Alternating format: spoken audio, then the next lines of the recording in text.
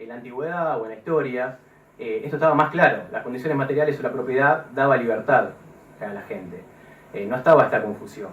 De hecho, en el republicanismo oligárquico de la antigua Grecia, los que tenían posesiones eran los que no trabajaban, los que se dedicaban a participar del Senado, a hacer filosofía, y los desposeídos y los esclavos eran los que trabajaban.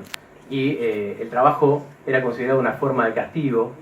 Según Aristóteles era esclavitud a tiempo parcial. Eran un poquito más pillos que nosotros, ¿no? La pasaban mejor. Por lo tanto, de esta mención histórica se puede inferir también que el tener la asistencia material garantizada confiere un estatus político a la persona. Le permite participar de la vida cívica, ejercer la virtud ciudadana. No solo le da independencia material, sino que le da una existencia social.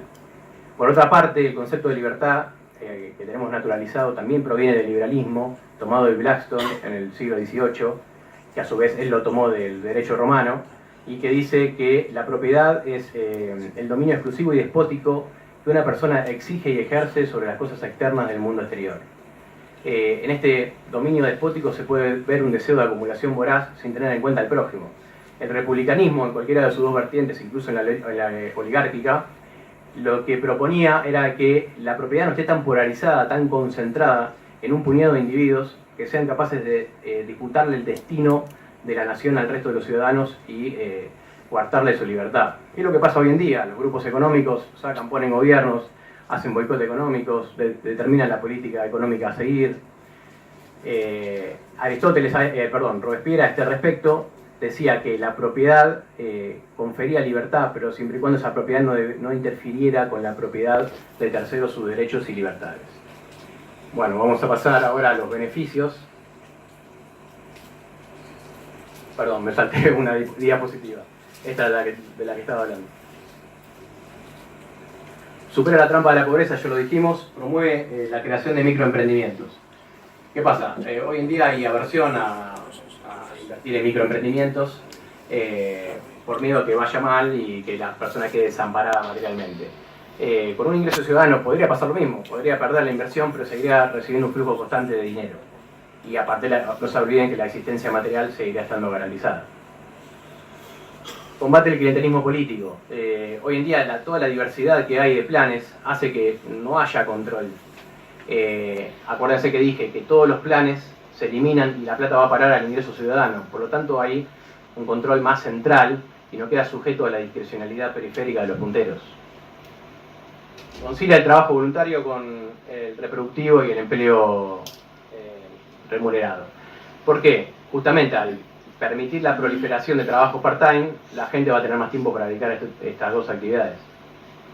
Aumenta la capacidad de negociación frente a la patronal, ya lo dijimos. Otorga libertad republicana para decidir lo que nos gustaría hacer, lo dijimos. Posibilita un contrapoder en el seno familiar e independencia material de la mujer. Lo de la independencia material de la mujer tiene que ver con que a veces hay mujeres que están en entornos familiares violentos y dependen materialmente del marido violento. La instalación de un ingreso ciudadano conforme con políticas sociales y asistentes sociales y psicólogos podría ser una llave de salida de esa persona de ese entorno violento. Y el contrapoder, porque bueno, estamos en una sociedad obviamente patriarcal y el poder económico en su mayoría lo tiene el hombre, y la mujer de esta forma estaría empoderada económicamente y conformaría un contrapoder dentro del seno familiar. Erradica la pobreza y la indigencia, lo dijimos, posibilita la redistribución de la oferta laboral y la reducción de la jornada. Bueno, al posibilitar la proliferación de trabajo part-time, la otra mitad de la jornada puede ser ocupada por otro trabajador y por lo tanto se redistribuye la oferta laboral. Ahorra al Estado gastos burocráticos y erogaciones en salud. Los gastos burocráticos, hay estudios en Europa, por ejemplo, que dicen que de 2 euros uno va a parar al sistema, a la burocracia, a pagar al inspector, del inspector que corrobore que el perceptor se ajusta a la condición estipulada por el Estado, y otro va al perceptor. De esta forma iría todo el perceptor. Por otro lado, en cuanto a las erogaciones en salud, ya vamos a ver si me da el tiempo, como por ejemplo la prueba piloto que se desarrolló ahora en Finlandia, aumentó la confianza en el futuro y bajó el nivel de estrés de los perceptores. Por lo tanto, se ahorraría el Estado en invertir en materia de salud. Bueno, tenemos las objeciones recurrentes, somos 40 millones de argentinos, bueno, 44, ahora tampoco es actualizado. La canasta básica total está en 27.500, es infinanciable. No se crea riqueza para financiar el ingreso ciudadano. Lo que se graba es la riqueza ya existente. Se cobra un impuesto en los tramos superiores de ingreso. Se puede debatir, ampliar la base imponible, impuesto a la automatización, a los bienes personales, ecológicos, a la renta financiera. Se verá en el momento que se implemente un ingreso ciudadano. Los ricos no van a querer y las empresas financiar el ingreso ciudadano. Bueno, Jan aún se va a despedir al respecto de esto, pero voy a adelantar de que el Banco Mundial pronostica para dentro de 10 años un 64.6% de desempleo tecnológico por la automatización. 2 de cada 3 empleos se van a perder. Entonces, primero van a tener un estallido social y segundo no van a tener dónde colocar sus productos porque va a bajar sustancialmente el consumo. Va a incentivar la vagancia y bueno, la no búsqueda de empleo. Bueno, recuerden que al superar la trampa de pobreza promueve la búsqueda activa de empleo. Segundo, es tener una concepción muy limitada de la naturaleza humana, pensar que el hombre se pone en funcionamiento con el estímulo del garrote y la zanahoria. Ya vamos a ver en pruebas pilotos, por ejemplo en la India aumentó muchísimo el nivel de instrucción, se montan microemprendimientos, el ser humano quiere progresar, tiene una naturaleza curiosa. Por otro lado, el tema de los planeros se va a eliminar porque vamos a ser todos planeros, todos vamos a cobrar un ingreso ciudadano. Y en cuanto a esto de la vagancia, ya se ha repetido en la historia. Cuando los trabajadores querían negociar las vacaciones pagas, decían que se iban a dedicar a emborracharse. Esto se responde con una frase que lo dejo a criterio de ustedes. La vanguardia de hoy es el sentido común del mañana. Y bueno, luego tenemos que es un ingreso propio de los países ricos. Esto lo voy a desmontar con estas objeciones, con 2 lugares en vía de desarrollo, pero antes voy a hablar del caso de Alaska, que es el único lugar en el mundo donde hay implementado un ingreso ciudadano. Desde 1982 las ganancias de la venta de petróleo y gas del Estado fueron a parar ese 25% de esas ganancias al Fondo Permanente de Alaska, que es un fondo semipúblico, semiprivado, que es el que financia el ingreso ciudadano. La cuantía se calcula con, el promedio de los últimos 5 pagos anuales, se paga de forma anual, individual e incondicional, y con el precio internacional del barril. Por eso dije que es una especie de renta básica o ingreso ciudadano, porque no proviene de una reforma tributaria que ajuste el tipo impositivo, el porcentaje de impuesto, para que si intervienen variables como el costo de vida, la inflación, la cuantía siempre se sitúe por sobre el umbral de pobreza. Pero con todo, el ingreso ciudadano de Alaska hizo que Alaska sea uno de los estados menos desiguales y con menos índice de pobreza de Estados Unidos. La derecha, que se abstenía, y sectores de la población funcionales, ahora no lo quieren sacar. Es como todo, siempre arrancan con prejuicio las cosas y después se instalan. Para que se den una idea, en el 2009 se agregó 900 millones al poder adquisitivo de la población, lo que significó en ese momento 10.000 nuevos puestos de trabajo. El único requisito, como es incondicional, es haber vivido un año en Alaska, no haber cometido un delito grave en el último año y llenar un formulario, nada más. Bueno, luego tenemos, ahora sí, los casos en Namibia. Sepan disculpar mi mal manejo del africano, pero no es un idioma muy común. En la zona rural de Otjibero-Omitara se pagó a 930 personas de manera individual, ya terminó, de manera... Sí, esa alarma no sé si fue para mí, pero bueno. De manera individual a 930 personas, $100 namibios, que ese fue el equivalente en su momento a 12.4 dólares estadounidenses.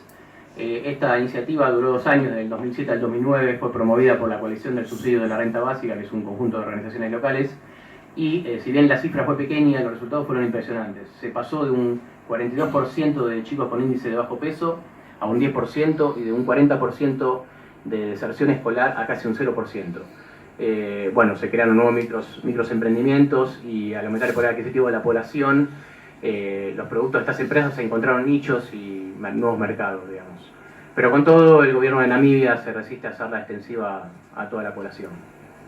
Y luego, para finalizar, tenemos el ejemplo de la India, en la zona también rural de Madhya Pradesh. En el 2010, una prueba piloto que duró 1 año, se pagó a 6.000 personas, 24 dólares estadounidenses. Esta iniciativa la promovió el Sindicato de Trabajadoras, Asociación de Trabajadoras Autónomas SEWA, con el apoyo de UNICEF.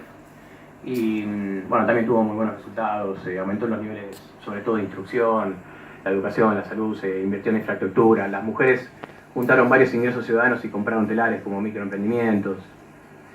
Y bueno, nombro así al pasar rápidamente, Brasil es el primer país en el mundo de tener una ley nacional de renta básica promovida por el representante histórico del PT, del Partido de los Trabajadores, Eduardo Matarazzo Suplicy. Se la sacó a Lula da Silva en el 2003, pero bueno, con todo no fue reglamentada y ganó lugar el programa Bolsa Escolas. También tenemos el caso de la Ciudad de México. A ver si lo tengo por acá. En la Ciudad de México hay una pensión no contributiva para adultos mayores que es universal dentro de ese grupo etario, es para adultos mayores de más de 68 años.